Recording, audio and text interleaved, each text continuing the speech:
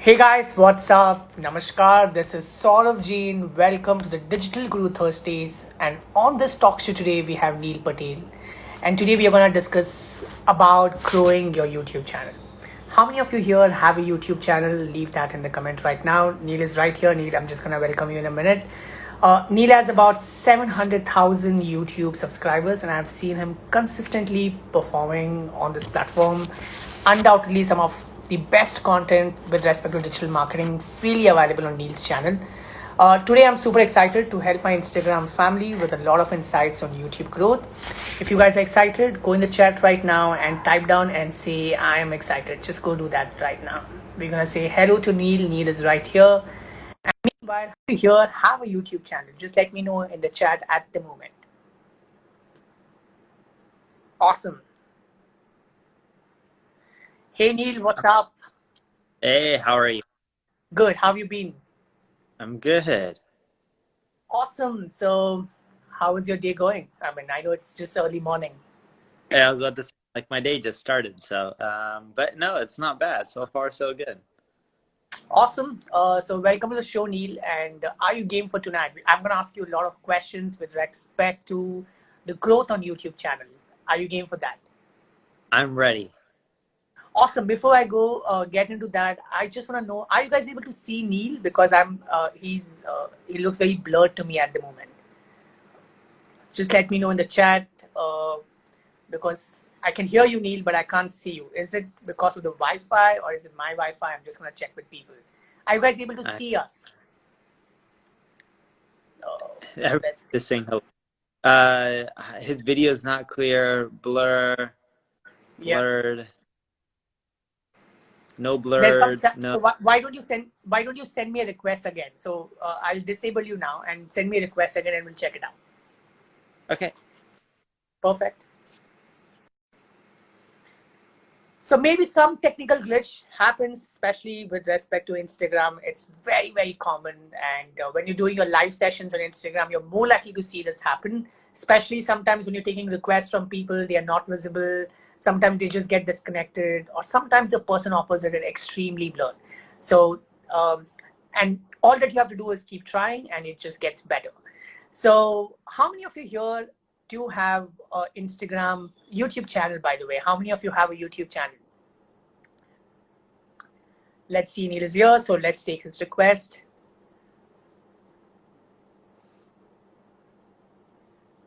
Awesome. Should be here any minute. Hi, Yeah, this is perfect. This is better than before. perfect. Awesome. Not as clear as last time, but definitely better than before. I It's guess we'll getting have. better.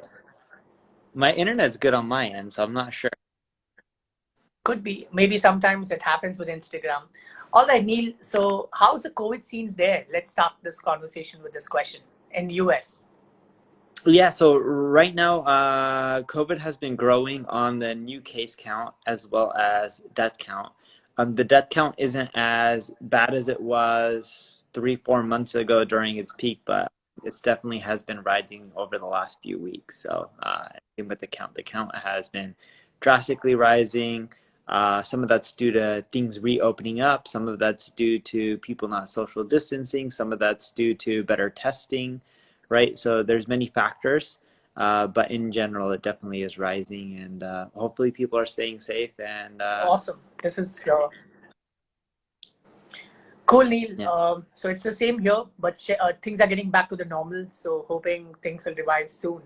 Neil, are you game for the question? I'm ready.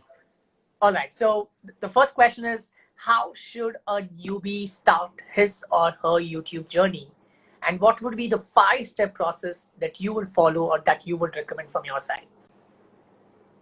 A person should start their journey by just creating content that resonates with them, right? You don't want to create marketing content if you don't care for marketing.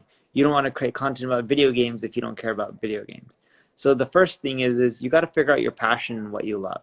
The second step is you want to use tools like Ubersuggest to do keyword research to figure out what people are typing, what they're not typing. So that gives you ideas of what's where within your video, what keywords to mention within your video, because when you mention keywords within a video, it also helps you rank better. The third thing is you need to use tools like VidIQ. You can get a Chrome extension for free, and that'll help you optimize your.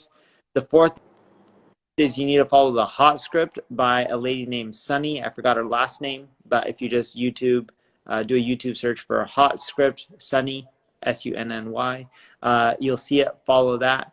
And the last thing is I want you to do transcriptions.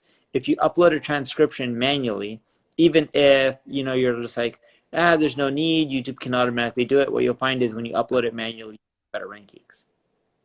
Wow. So you're trying to say that transcripts are very important for better ranking. Mm-hmm. And this has to be manually done. So basically you mean to say that my entire video has to be scripted and that script has to go in the transcription. Is that right? Your video doesn't have to be scripted, as in to write down what you're going to say. You want to convert your video into text. And there's a lot of transcription services like rev.com where they'll do that for you. Oh, wow. So Rev is almost like $1 for a certain number of words, I guess so. Okay. So Neil, what is the secret behind you achieving 700,000 YouTube subscribers? What's your pattern of posting content on YouTube like? It's consistency. That's the secret. So if you can consistently post content, you're going to do much better. I post content every Monday, Thursday, and Saturday. Consistency is really the key with YouTube. Monday, Thursday, and Saturday. Do you have any categories of content or you just go random? I go random and I tend to just do it around marketing. Wow.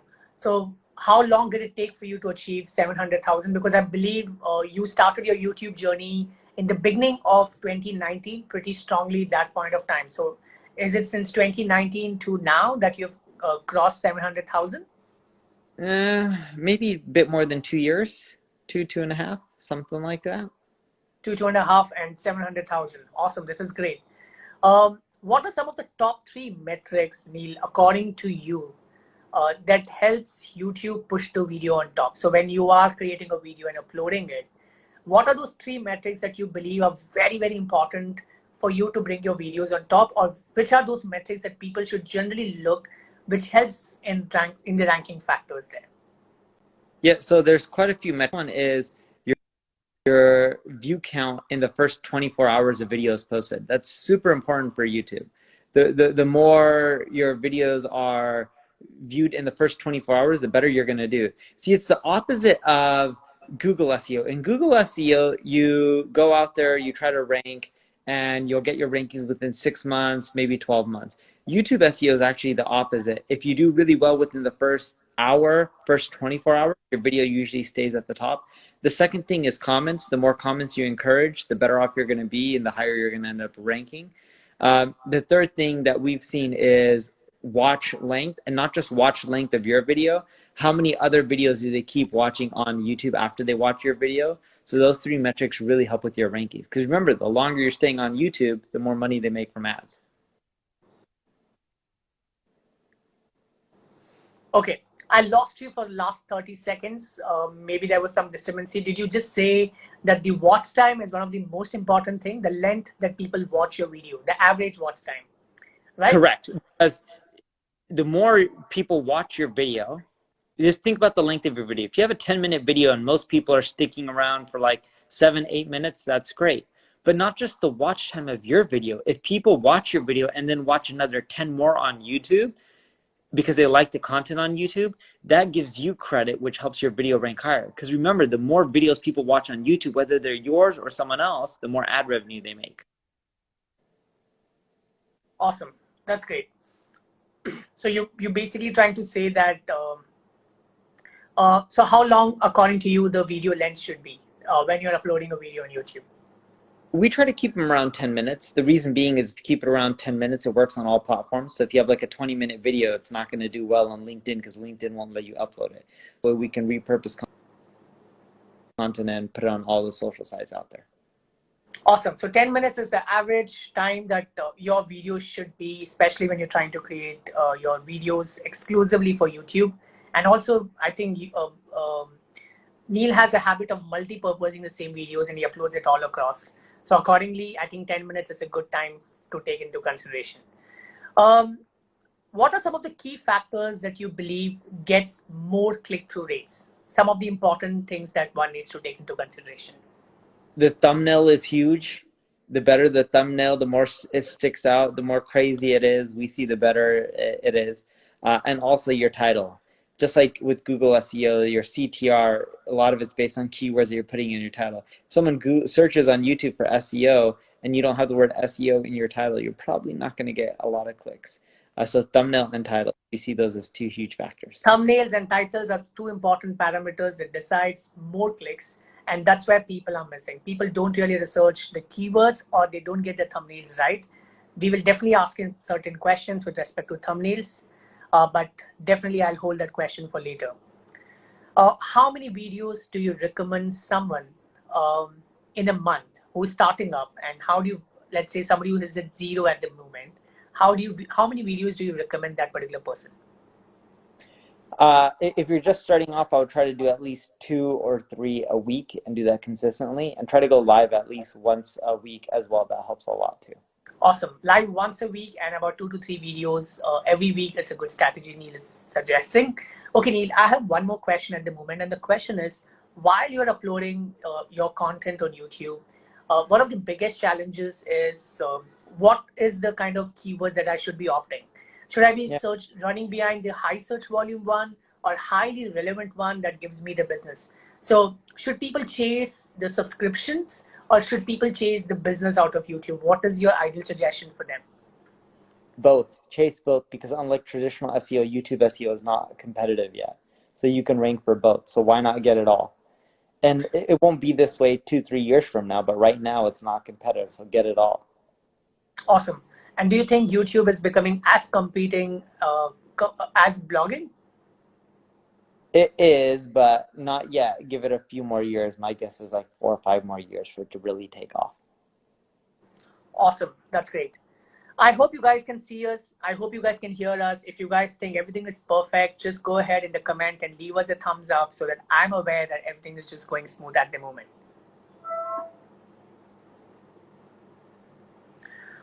Awesome. Neil, how do you think an ideal design of a thumbnail should be? And what are your ideas on the same?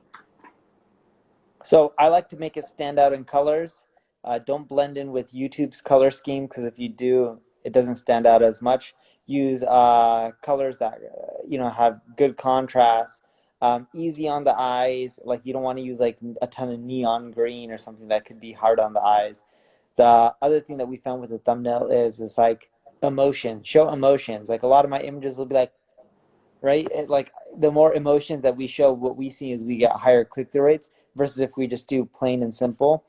People also relate more to humans on YouTube. We've tested thumbnails with just text and images without the person, but when we add pictures of the person, whether it's me or anyone or even stock photos, we're seeing higher click-through rates as well. Awesome. That's a really interesting suggestion. Colors, which is contrasting, but not the shades of YouTube. Also ensure that you show more of human face and then expression really, really matters, is what Neil says. Neil, one of the important questions. I have seen one of the mistakes that people have been doing with the YouTube thumbnail. Thumbnail is they try to show their upper body, which is like, which basically the face is really small in the thumbnail. Yeah. So do you suggest just the face or do you want the person to show his upper body? What do you think? What do you think is ideal? You can show part of your upper body, just don't show the whole upper body. If you show the whole one, it's a little bit too big for the image, and then your space is too small. But So we've tested. above the chest is ideally suggestive. Correct, yes. And you can show sometimes a little bit below that if you want, but then it gets just too small. A lot of people on the thumbnails have been using emojis. They have been using a lot of icons there that you think is ideal, right? So when you say how to make money and I see people showing a lot of currency there, those are some of the factors that you recommend or you don't recommend. I would recommend it. I would look with everything with YouTube. You got to test it, and you can switch things around from thumbnails to images, and you can see what happens to your click-through rate over time. I test it because also what ends up happening with YouTube is if you do something really well, everyone starts copying your format. your thumbnail images, your style, and then you got to try something unique because you want to stand out. It's not just standing out when people do a search on YouTube and be like, oh, my colors are different, my face is different. But are your competitors doing the same exact thing as you? You know, if they're zigging, you got to zag. In other words, you got to try the opposite of them. In many cases, we're seeing that works. For example, I used to have a thumbnail style that was templated and it worked really well earlier on. And a lot of my competitors started copying it. So, and we started seeing a decrease in clicks. So then we had to switch to me taking a lot of images with emotions and then going from there. Wow. Obviously, you're the best, so a lot of people are definitely going to copy your content because there's a lot of research piece that you put on YouTube, which is very unique in itself. And I think a lot of your content is very attractive, or I would say clickbaiting, but definitely there's an interesting piece. But I like the way you use your titles there. So that's some really good job done there, Neil. Neil, what's the easiest way, okay, to get the first 10,000 YouTube subscribers? The easiest way is to promote all your other social channels and tell them to go follow you on YouTube. Take your email list, tell them to follow you on YouTube. And then run a little bit of ads. That really does help at the beginning. That's what we did. And you don't have to spend a lot. You'll be shocked on how far a few $100s gets you. And then the other thing that we end up doing is every time you release a new video, we send an email blast and a push notification.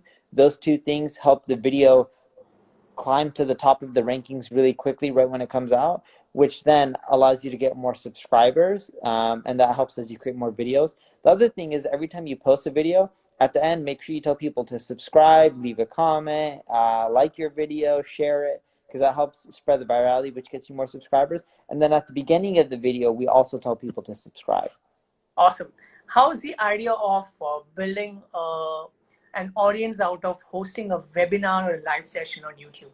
I think, how do you think is that idea? Like, shoot out, build an email list, tell them that we're going to do exclusive live sessions on YouTube, and that's predominantly going to increase the number of comments, number of subscribers on the first go. Do you think that's something that you suggest people to do? Because promoting it on social media, I think one of the biggest challenges for newbies is that they don't have an audience there itself. So obviously they can't drive traffic to YouTube. But do you think a little bit of investment on Facebook ads to build an audience for a YouTube live session would be a suggestive or a good idea? I would not do. I would do YouTube ads to a YouTube live session. I wouldn't do Facebook ads to YouTube. But yes, it could work. I would just do the ads on YouTube. Awesome.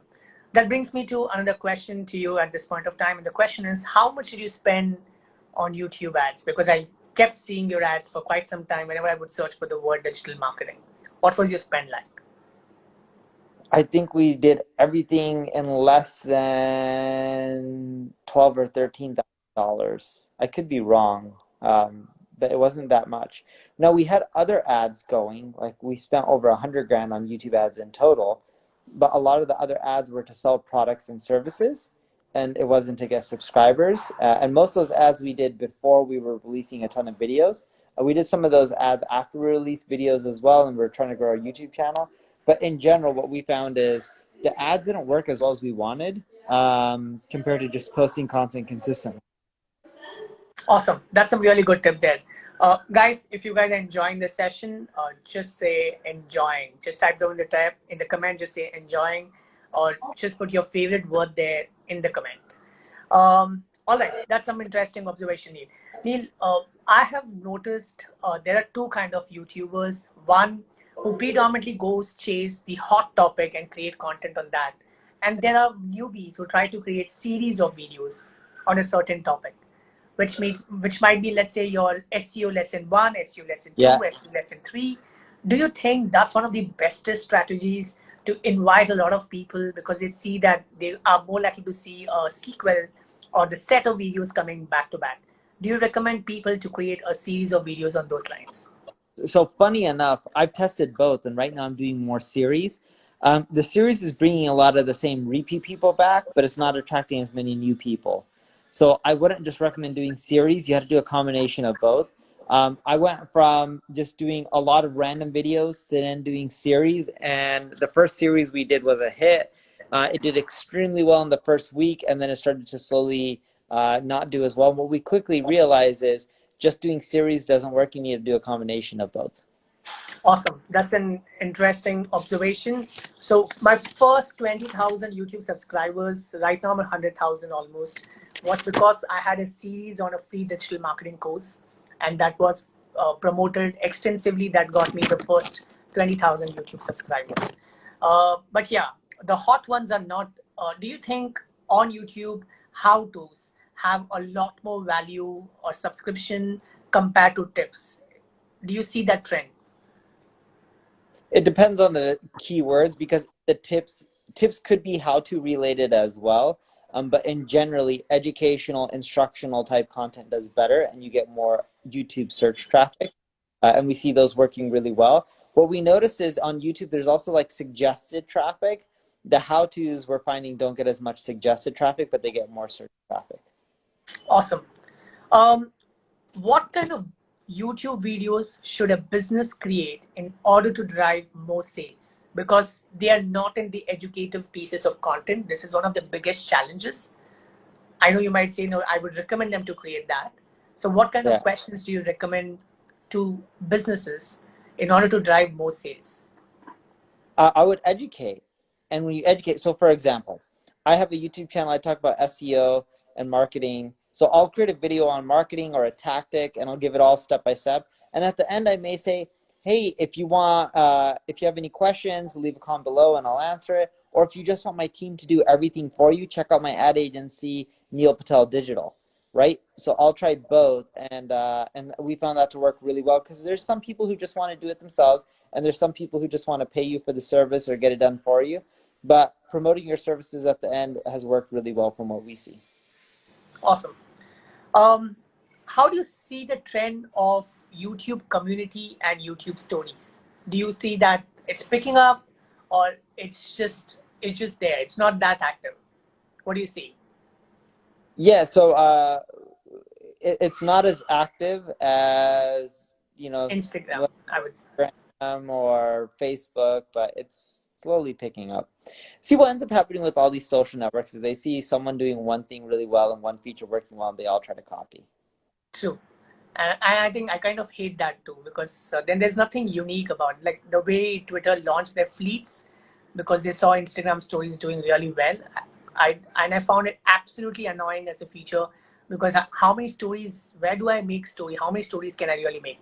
So yeah, you're right. Like, they just copy and there's no intention behind creating it other than just ensuring that the fear of they don't. I think they live in a FOMO, fear of missing out. So possibly, yeah, And I do, yeah. So I do that is see that. social network, so they want to copy and they're hoping that'll cause them to grow. But people use YouTube differently than they use Instagram. True. Do you foresee YouTube releasing platforms like TikTok and Reels?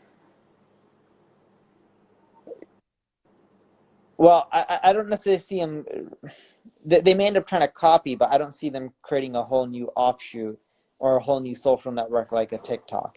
I see them trying to integrate some of those features within YouTube. Wow. By the way, I've been hearing that Trump is going to ban TikTok in the US. Is that true? It looks like Microsoft is in negotiations to buy TikTok for $30 billion, the US division of TikTok. Wow, that's great. You know, TikTok is banned in India. I do, yeah. Yeah, so it's like a serious loss of entertainment for many, and it's also a serious loss of entertaining opportunity for many because a lot of people from the villages in this country were using TikTok so strong that I see a lot of people are right now depressed of the fact that TikTok is banned in this country. I hope it's not the same case in the US and doesn't happen that way. Does YouTube verified button help in any way? Do you have a verified button or verified YouTube channel, by the way? I think I do. I'm pretty sure I do, but it doesn't help. Doesn't really help. Okay, because somebody asked me this question. Jacob just put this question there asking how to get YouTube verified. Does it really matter? I just want to know. Doesn't Yeah, matter. yeah. I don't even see. It's like a, it's because we are not networking on the channel. That doesn't really create an opportunity for someone to notice that as a credibility factor. Is what I see as one of the reasons. But I don't think it needs any kind of a verification. Which are the tools that you ideally suggest for YouTube and why? I know you spoke about VidIQ, But apart from this, which are the platforms or tools that you would recommend people to make use of while they are using YouTube? I know you're gonna say Uber Suggest for Okay. keywords. Yeah, well, I wasn't gonna say Uber Suggest, but why not, right? You can always use my own tool, and you can do a lot for free. But I would actually stick with vidIQ. You don't need a ton of tools. Just stick with vidIQ. It works really well. VidIQ, awesome. Okay, one more question that I have for you. Does Uber Suggest have a separate section for YouTube research? It doesn't, but we have a Chrome extension, and it'll give you research while you're on YouTube for YouTube. Okay, because a lot of people have this mindset that the keywords from Google search is different from the keywords from YouTube search. But somewhere I feel that it's just the same because the user behavior is always the same. Somebody searching on Google is more likely to search on YouTube too. But do you see that there's a difference? What do you say? We don't see too much of a difference. We actually see a lot of overlap. And Right. that's all because Google is showing YouTube videos in search results on google.com. And they're intermixing, how people go between Google. Right. VidIQ versus TubeBuddy. Which one do you think is better? They're both good. I prefer vidIQ, but they're both really good. All right. And is there any tool that you would recommend people other than the YouTube Creative Studio or YouTube Studio for editing videos and stuff? That I don't know because I haven't edited my own videos before, so I'm not Awesome. 100%. I like the way you are very honest about things. That's something that makes you special. Neil, in a highly competitive segment like music and singing, what do you ideally suggest a singer to do to be part of the competition? Sure. So Because there's a no, lot of videos that other people create when it comes to music videos and stuff, and you can like reply and create videos that are following up to that video. And I would end up doing that, so you can start being part of the conversation, or you can do your own voiceovers. You can leave a comment on any popular video talking about something that your video that's similar. All those things really do help. awesome. That's great, Neil. Neil, I have a so one of the things that I have seen that people have been doing is the bestest strategy. I might be wrong, and you can say sort of you're absolutely wrong. The bestest strategy to grow your YouTube is identify the top 50 videos of your competitors and try to replicate the not the content, not the context, but the idea that has been ranking really well for them. Because people have this habit of watching the same video or the same title or multiple pieces of content with the same title, and they might discover your video as well. Do you suggest instead of doing keyword research first, just do competitor analysis, take your first 30 keywords, figure out what their titles are, what's working for them, and just try to recreate the same for your YouTube channel? Because eventually if people are watching that, they're going to watch yours too. And also that I have seen the trends that if your video is a little old and somebody's creating a fresh content on the same topic, the higher chances that YouTube might push the fresh ones on the first and the old ones below. So what do you recommend in this case? It is a good strategy. I wouldn't just start with that, and here's why. A lot of times your competitor does well because their subscriber count's high, their average watch time count is high. Maybe they're promoting the video very heavily through emails and push notifications like I am right when it goes up. So there's some biasness, right? What you need to ideally do is do your keyword research, look at your top competitors, look at both of them, but you need to have that promotion strategy that we discussed very early on when we were talking about the 5 aspects that really help with YouTube. And if you just copy people and try to get suggested traffic or you know, get their viewers, what you'll end up finding is if your videos don't perform really well in the first 24 hours, no matter how many videos you copy, you're not going to do well. Right. And one of the challenges that I have seen is the fresh YouTube creators. They really put so much of research and they've done a lot of hard work. And I see YouTube channels which are already very, very popular, okay? And they have like millions of subscribers. They try to copy content from the fresh YouTuber. They get more popularity because they already have an audience watching them. Correct. And the ones who actually put a lot of effort don't get that kind of popularity. So what do you say here? I mean, I know there's no ethics. How do you think someone should deal a situation like this? there's not much you can end up doing other than just try to be ethical and do what's right and keep pushing forward. Like Awesome. it's That's the true. way, There's nothing that you could sadly. do about it. Right. Yeah, don't keep focusing on your competition. Focus heavily on what's best for you and your audience. People are going to do shit off. Who cares, right? Just keep moving forward. Super. How long should, I think I've already asked you this question, how crucial it is to define the niche of your YouTube channel, like very laser focused YouTube channel. What do you say? When you're starting off, it's better. We see better results when you do that than versus being a channel on everything, especially when you're starting off. What tricks, what tricks are important inside of the video to increase the subscribers? Like animation or the statement, or what do you think are some of the most important triggers that can actually make people subscribe? Could there be a stop by before you give out the most important information? What do you generally follow? What are your ways? Sure. So at the beginning, tell people to subscribe and tell them to click the alert notification. That's a key. If they don't click the alert notification after they subscribe, it doesn't do as well. Then you have subscribers that don't engage as much. And show them on screen the animation of clicking the alert notification. Tell them to subscribe as well at the very end. You also want to hook them in early on to keep them going and watching your video. You don't have a good hook on what they're going to learn or something that's going to keep their attention. What you'll find is you're not able to get them to see all your subscribes, call to actions. And the last thing I would do is give them a benefit. Why should they subscribe? Like you can say, hey, I go live every week, and if you subscribe, you'll get notified, and I'll give away tips, right? Wow. So that helped really well. How often do you go live on YouTube, by the way? I don't do it as much now because I don't have a studio anymore, but I used to go live at least a few times a month. Wow, that's great.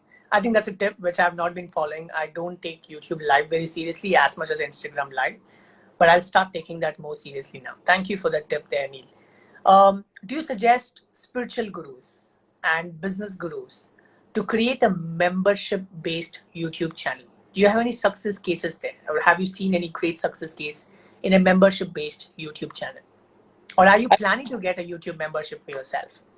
I am not planning on myself. I haven't seen any success cases, but there probably are. I just don't know off the top of my head. I do know there's a lot of people that provide content and videos on YouTube that do well in subscription. And they use it as a traffic acquisition channel. There's Billy Jean is marketing. He does really well from YouTube. There's a Clever Investor. He does really well. There's Timothy Sykes. He does well. There's another guy named Dan Locke who does well on YouTube. Grant Cardone also does really well. And a lot of these people will sell subscriptions for products from their YouTube traffic. Awesome. How do you see the future of YouTube Live versus Instagram Live? I don't really see one versus the other. You can use software like my video guy does. I don't know exactly the name of the software, like simulcast or I don't know, one of One these. stream, one stream. Yeah, and it just allows you to get on all the channels at once. They don't really look at it as like, oh, YouTube Live is better than Instagram Live. Who cares which one's better? Just go live on all of them at the same time and get as many people as possible. Right. Awesome. That's great. Okay. And the next question is, what are some of the ideal ways to promote YouTube channel to grow YouTube subscribers? Just 3 ways that you would recommend. 3 ways that you suggest. You've already told that post it on social media channels. We have spoken about YouTube advertisements. Besides that, what are those 3 ideal ways that you think is unique that people should follow to grow their YouTube subscribers? Sure. So the first thing is engage with anyone who leaves a comment. The more comments you get on your YouTube video, you'll notice that you get more views. So every time someone leaves a comment, respond to them. It's super, super important. People take it for granted. The third thing is within your videos, ask people to leave comments and not a yes or a no. I used to ask them like, hey, have you used Google Analytics? Just leave me a yes or no comment. And that used to work really well in the past, but YouTube wants more detailed comments. So ask thought-provoking questions within your video, and people will leave comments that are more detailed, and that helps with virality as well and getting more subscribers. The third thing is do live sessions with other YouTube influencers or do cross promotions. Like if we both have YouTube channels, we can both create videos and upload the same video to our channels, right? And it helps promote each other. That's a good example of getting your content out there and doing well. Awesome. That's some interesting insights there. YouTube or IGTV? What do you suggest for 2021? Both. They both have eyeballs. Why not both of them? Take the same content, upload it to both of them. What do you have to Awesome. lose?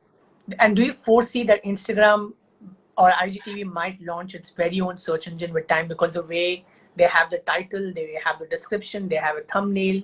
Do you foresee that it's going to happen?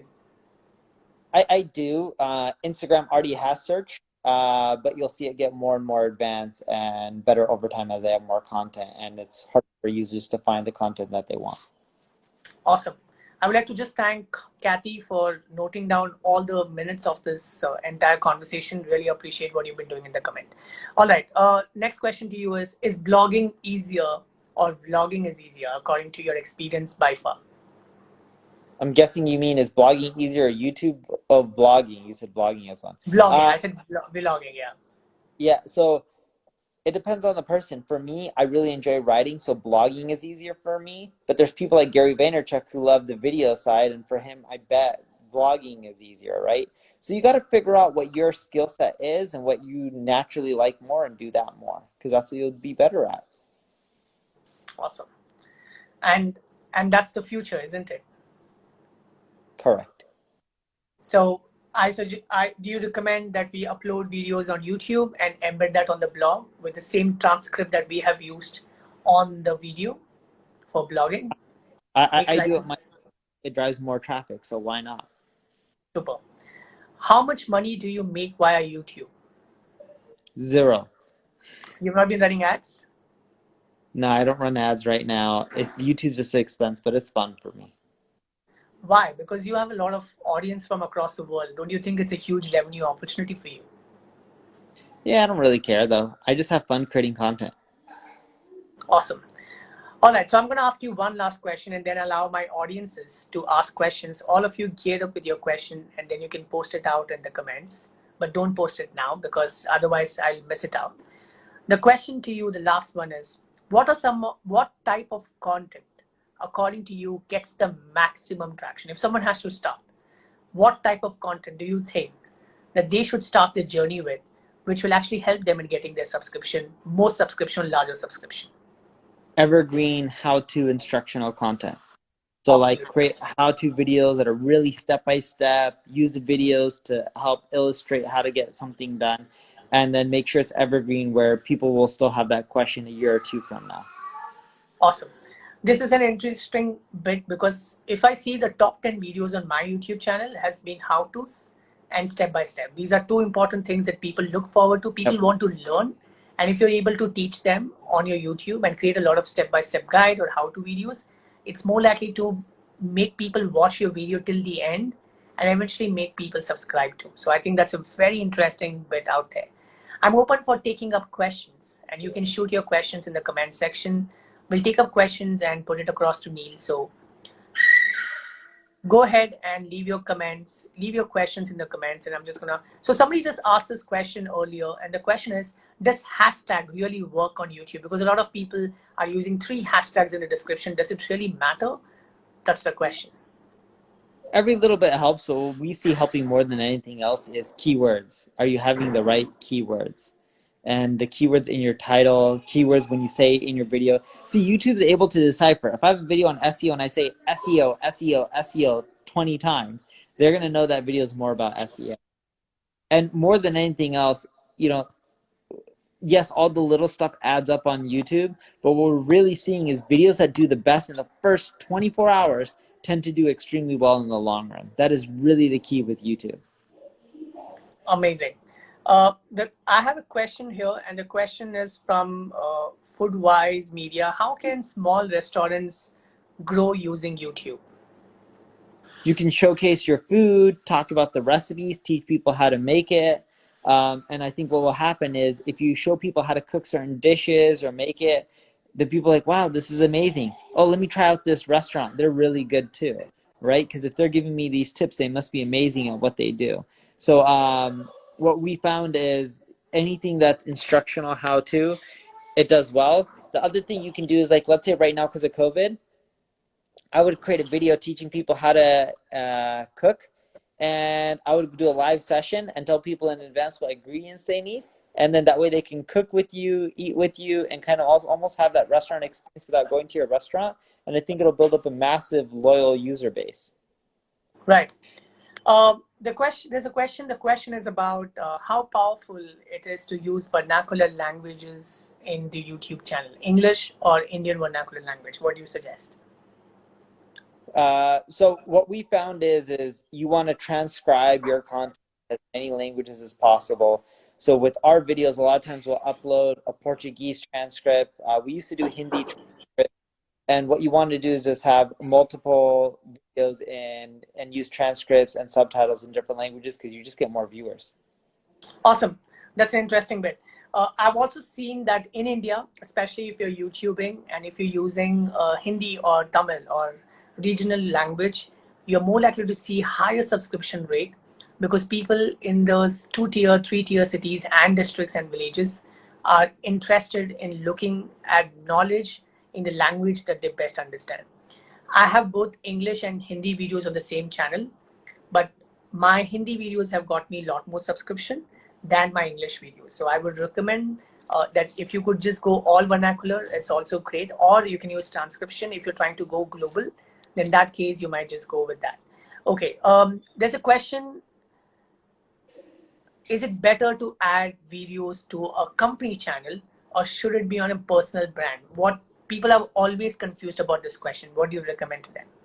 There's no right or wrong answer. Both work well. Right, that's an interesting one. We'll take up one more question from all the questions that we have in the chat.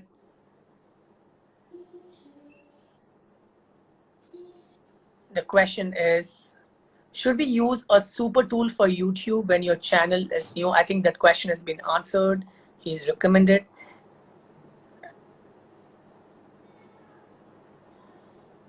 Do you think YouTube news channel is a good idea? And any tips that you would recommend someone who's starting a news channel, which actually has a very smaller shelf life because it's always a trending topic? Because all this while we were discussing about growing from educational point of view, somebody saying who wants to start a YouTube news channel, what is the tip for them?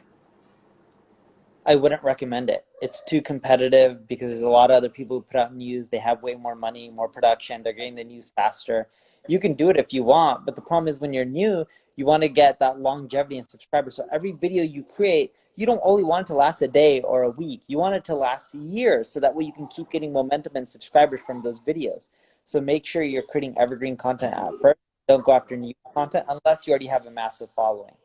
And if you have a massive following, you don't need my help or my tips. You're good to go because people already know you. But if you're starting off, I would not go with the angle. You need to create the evergreen long form content. Awesome, Neil. That's some interesting tip. Neil, before you leave, what is that one golden tip, the golden nugget from Neil that you would like to share with people today? I will give you one tip, and this will really help you with YouTube. I know I mentioned this, but I can't emphasize enough. My secret to doing well on YouTube is to promote the video really heavily in the first 24 hours. I kid you not, if you do that, you can rank for some of the most competitive terms in less than a week at the top. Awesome. That's interesting. All right. So, Neil, I just want you to post for a photograph so that people can take screenshots and just show your thumbs up. So people who are watching this and have enjoyed this and want to come back on next Thursday to learn about the future of digital marketing agency, which is a very interesting bit for people who want to get to freelancing, who want to start a digital marketing agency. We're going to have a lot of questions to Neil because Neil runs an agency himself called Neil Patel Digital, which is also in India. So if you guys have enjoyed this session, you can take a screenshot, tag us on your stories, give us a shout out because there's a lot more that we're going to bring for you guys. So Neil, just a post for all of them. All right, Neil, thank you so much. It is a pleasure hosting you all the time. And there's so much to learn from you. Keep sharing your insights and keep growing. God bless you. Take care. Take care, everyone. Thank you. So that was an amazing bit. I hope you guys had a great time learning from Neil Patel today. I had a great time learning from him. I hope you guys did too. And I hope you guys had a lot of fun. If you guys had a lot of fun, go in the comment and say, I had a lot of fun learning. Just say, I had a lot of fun. That's enough. Or just say fun. Just put that. So it was amazing to host Neil and get this session going. There's a lot more that we will share, we will learn, and we shall explore with time as we go by in this journey, because there's 3 more Thursdays with Neil Patel. And I hope you guys had fun. Thank you so much. I have a webinar at 9:30 with my close group of people. And between that, I'm going to catch up with Neil for 10 minutes to have some conversation. So thank you so much. Loving you all so much. And goodbye. Take care.